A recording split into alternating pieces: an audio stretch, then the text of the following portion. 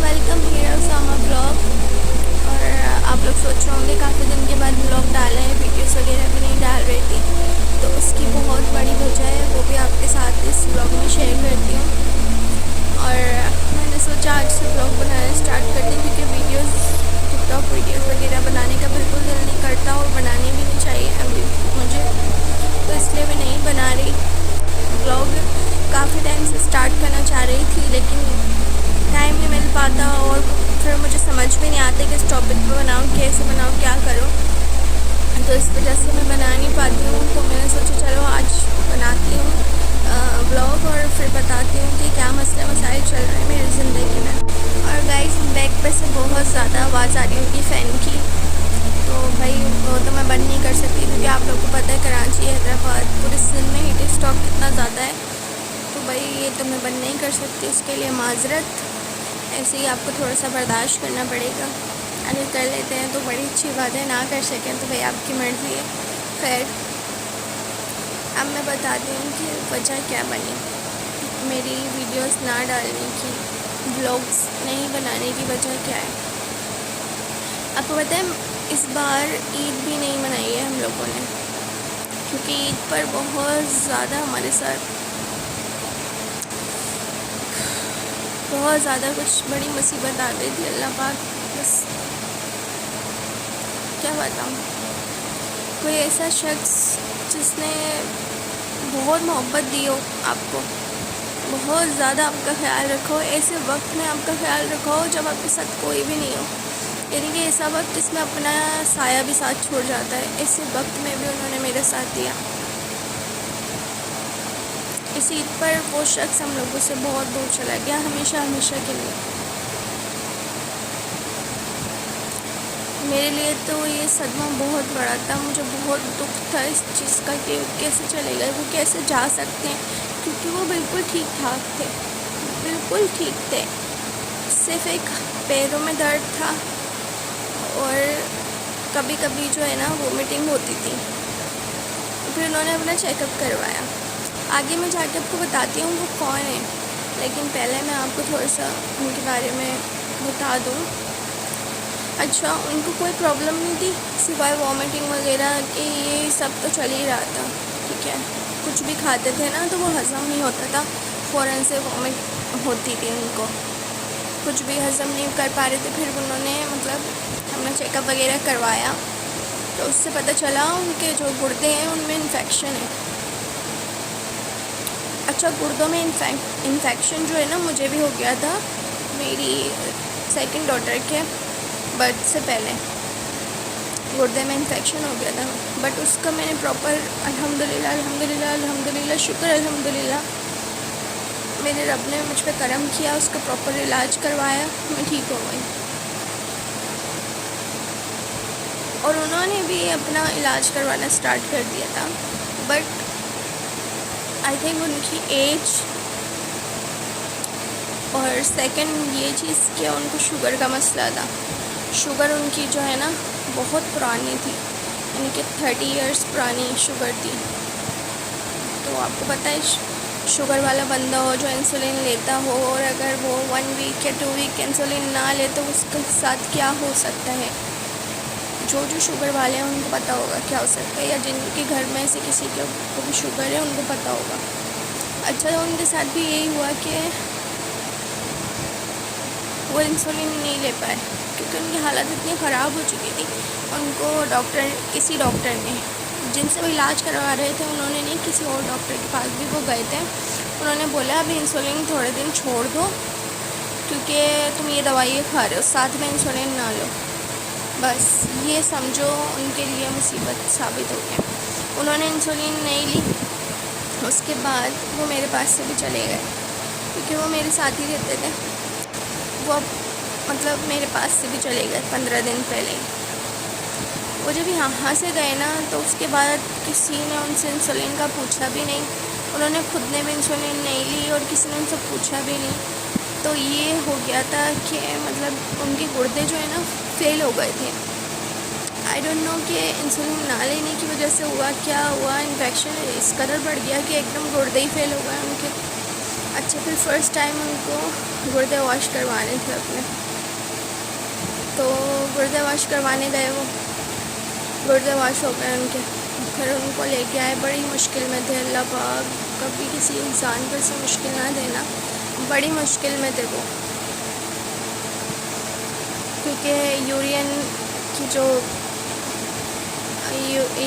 کے لیے وہ جو لگتی ہے وہ لگی ہوئی تھی ان کو، ٹھیک ہے، اور اٹھنے بیٹھنے میں بڑا مسئلہ ہو رہا تھا، بہت اذیت میں تھے، اللہ پاک رحم فرمائے سب پہ۔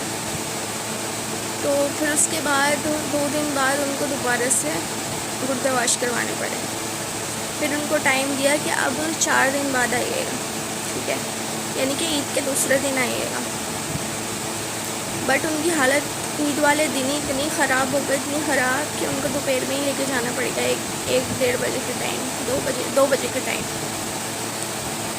پھر اس کے بعد میرے ہسبینڈ گئے ہاسپٹل، کیونکہ آپ کو پتہ ہی عید پہ تو سب کی چھٹی ہوتی ہے نا، تو ان کی بھی چھٹی تھی، سو رہے تھے جس ٹائم پہ ہاسپٹل لے کے گئے نا، ان کو میں نے کہا نا کہ وہ 15 دن پہلے ہمارے یہاں سے جا چکے تھے، تو وہ کہیں اور رہ رہے تھے، یعنی کہ نیچے ہی تھے، نیچے فیملی کے ساتھ رہ رہے تھے۔ جب ہم سو کے اٹھے دوپہر میں، کیونکہ ہم صبح 9 ساڑھے 9 10 بجے تک سوئے تھے عید والے دن، اور ہم دوپہر کو سو کے اٹھے ہیں جب 3 بجے کے ٹائم پہ، تو ہمارے کو پتہ چلا کہ ان کو لے کے گئے ہاسپٹل۔ جب ان کو ہاسپٹل لے کے گئے تو انہوں نے بولا ان کی حالت بہت زیادہ خراب ہے، ان کو آئی سی یو میں شفٹ کرنا ہوگا، دعا کی درخواست کریں۔ اب سب پریشان ہو گئی کہ کیا ہو گیا ایک دم میں سے، مطلب میں بولا گردے واش ہو گئے دوبارہ، اور ٹائم تو کل کا دیا تھا، انہوں نے بولا نہیں آج ہی کرنے پڑیں گے۔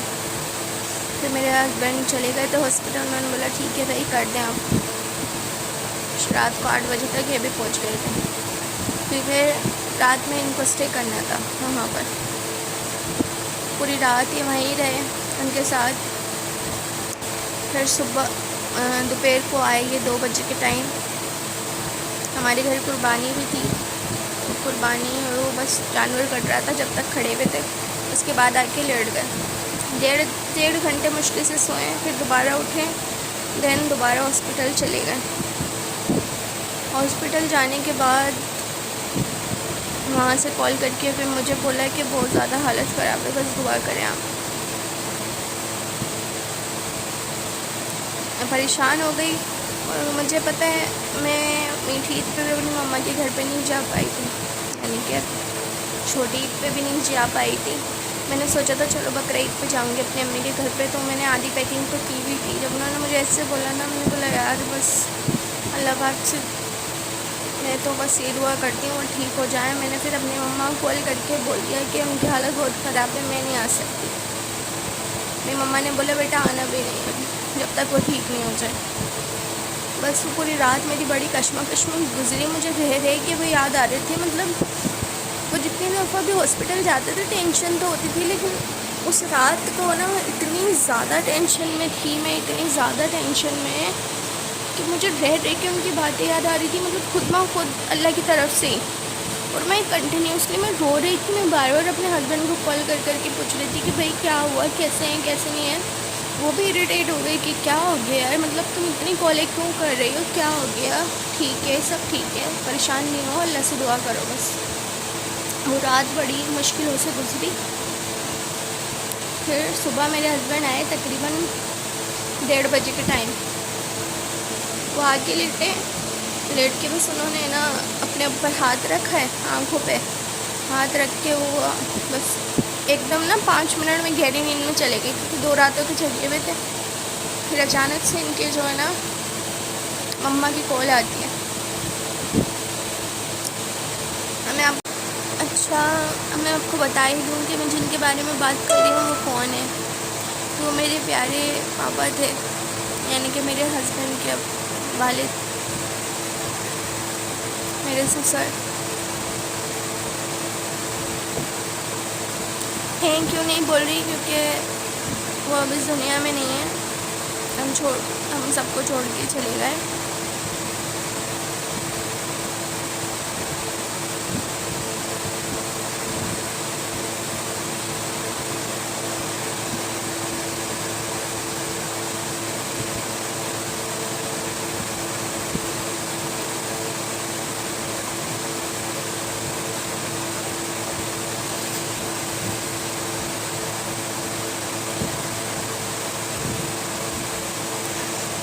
جب تک بڑے ہوتے ہیں نا گھر میں اس ٹائم پہ نا بچوں کو پتہ ہی نہیں چلتا کہ ہمارے ساتھ کتنی دعائیں. بڑوں کی نا ڈانٹ، بڑوں کی باتیں بری لگ رہی ہوتی ہیں.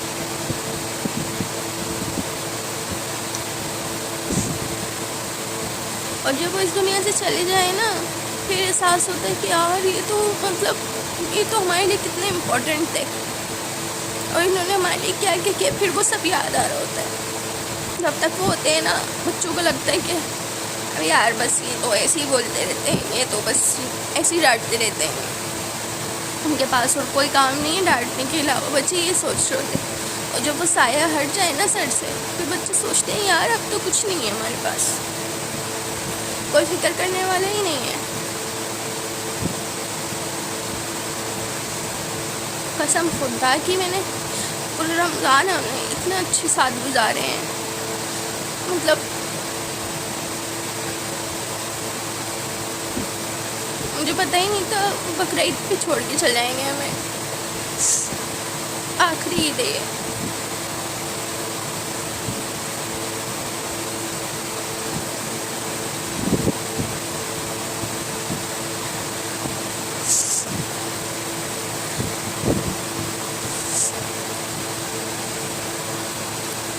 میں نے نا کبھی کسی سوسر کو ایسے تو کوئی اپنی لائف کم ہی لوگ شیئر کر رہے ہوتے ہیں ایک دوسرے سے، مگر میرا خیال نہیں ہے کہ میں نے کبھی بھی کسی سسر کو اتنا اپنی بہو سے محبت کرتے ہوئے دیکھا ہو جتنی محبت میرے سسر مجھ سے کرتے تھے.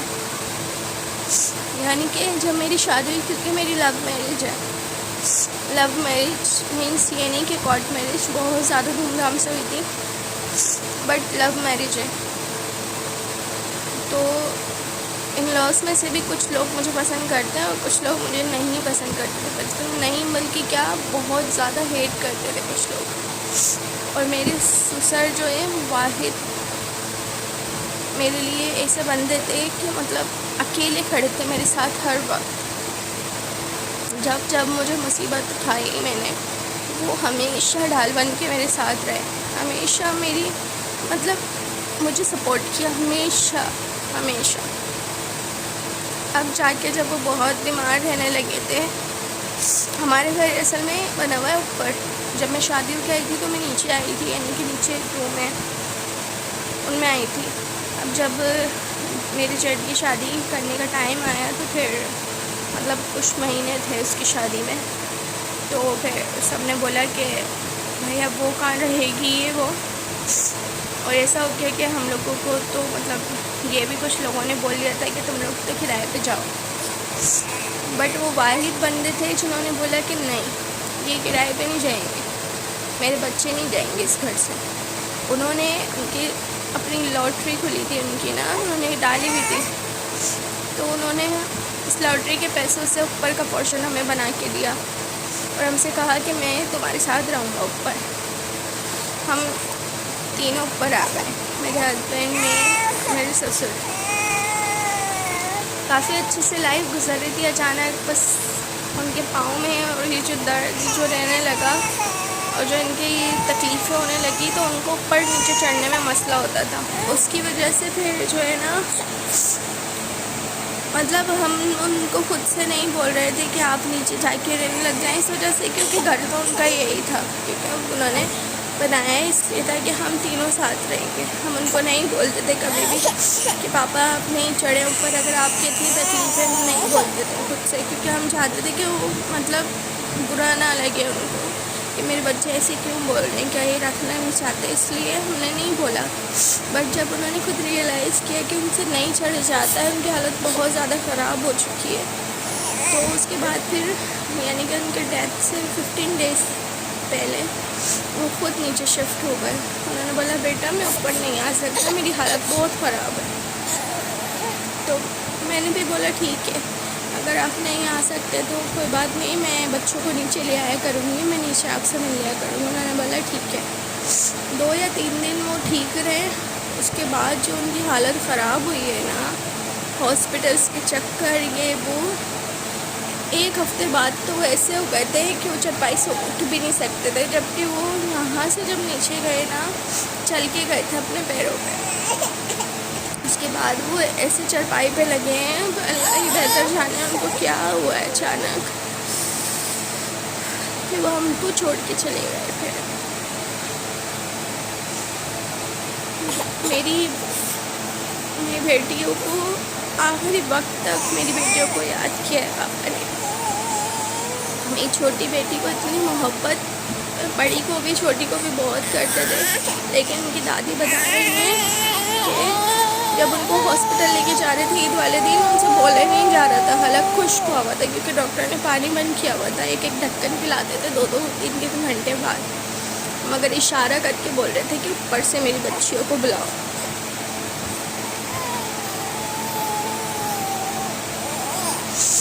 ان کو بھی کیا پتا تھا کہ میں چلا جاؤں گا، کہ ان کی دادی کو بھی کیا پتا تھا کہ چلے جائیں گے۔ انہوں نے بولا ہاں پہلے ہاسپٹل سے ہو کے آ جاؤ پھر ملواتی ہوں آپ کو، لیکن ایسا ہاسپٹل گئے کہ دوسرے دن اللہ کے پاس چلے گئے، لیکن واپس نہیں آئے۔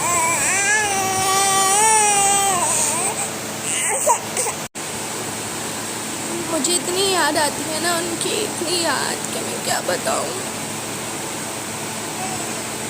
اس گھر میں سے ایسا لگتا ہے کہ کبھی بھی دروازہ بجے گا اور پاپا کی آواز آئے گی کہ بیٹا کھولو۔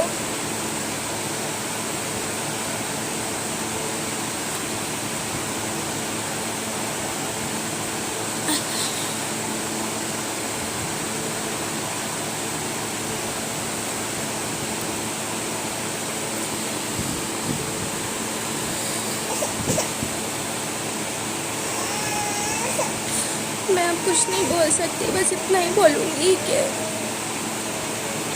جو کوئی بھی میری ویڈیو دیکھ رہے ہیں نا اور ان کے ساس سسر زندہ ہے، تو جتنی بھی مطلب جو بھی بہویں ہیں نا ان کا بہت خیال رکھے، کیونکہ یار یہ لوگ جو ہے نا ساری عمر نہیں دیتے آپ کے ساتھ، جتنا ٹائم ہے نا اتنا ٹائم قدر کر لیں، اور خاص طور پہ ان کی جو آپ کی قدر کرتا ہو۔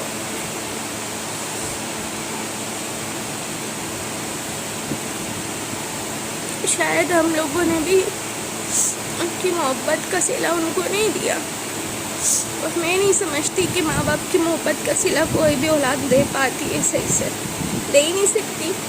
ماں باپ کی محبت اتنی زیادہ ہوتی ہے نا بچوں کے لیے، اولاد کبھی قرض اتار ہی نہیں سکتی ان کا۔ تو اپنے بڑوں سے محبت کیجیے، پیار کیجیے۔ آج کی ویڈیو کا جو ہے مقصد یہی تھا آپ لوگ کے ساتھ شیئر کرنے کا، کہ اپنے بڑوں کی جو ہے نا کیئر کریں، جب وہ چھوڑ کے چلے جاتے ہیں نا پہ تو پھر بہت یاد آتی ہے ان کی۔